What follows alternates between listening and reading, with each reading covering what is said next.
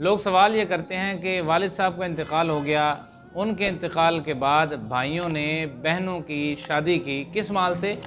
उस माल से जो वालिद साहब ने उनके लिए छोड़ कर गए थे। अब बहनें जब तकाज़ा करती हैं कि विरासत में से हमें हिस्सा दो, तो भाई हिस्सा नहीं देते। इसके हवाले से अर्ज़ ये है कि जब वालिद का इंतकाल हो गया, भाइयों ने मतरूका और विरासत वाले माल में से बहनों की शादी की। शादी करते वक्त किसी किस्म का मुआदा नहीं हुआ, कोई माल उसका अलग नहीं किया गया। अब अगर वो बहनों का हिस्सा दबा लेते हैं तो वो शरअन इनका ऐसा करना दुरुस्त नहीं। वजह उसकी ये है कि जब बहन की शादी करते हैं तो भाई ऐसा नहीं कहते कि फ़लाँ प्लाट में तेरा हिस्सा था, उसमें से हमने अलग किया, पार्टीशन की, और डिवीज़न के बाद हमने जो तेरा हिस्सा बनता था उसमें तुझे बेड ले दिया, पेटी ले दी, फ्रिज ले दी, इलेक्ट्रॉनिक्स का सामान ले दिया। ऐसा कुछ भी नहीं होता।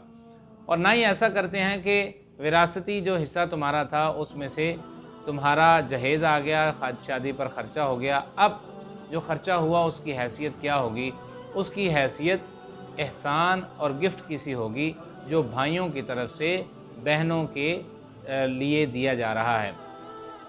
अब अगर बहनें तकाज़ा करती हैं कि हमें माले विरासत में से हिस्सा दो, भाई दबा लेते हैं, ज़माना जाहिलियत की तरह हीले बहाने करते हैं, तो भाइयों का ऐसा करना बिल्कुल भी जायज़ नहीं और ऐसा करना शरअन मना है।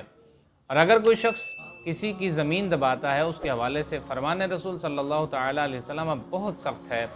नबी अलैहिस्सलाम ने इरशाद फरमाया, अगर कोई किसी की एक बालिश्त ज़मीन, ये 9 इंचज़ है, अप्रॉक्सीमेटली 9 इंचज़, अगर कोई एक बालिश्त ज़मीन दबाता है, क़यामत वाले दिन उसको ये अज़ाब दिया जाएगा कि एक बालिश्त ज़मीन को 7 ज़मीनों तक खोदो और खोद के फिर उसके गले में हार पहनाया जाएगा। पहले तो कोई खोद नहीं सकता, और अगर कोई खोद लेगा तो उसको हार पहनाया जाएगा और उसको ऑर्डर ये किया जाएगा कि अब इस हार को पहन कर तुम चलो, फिर वो चल नहीं सकेगा।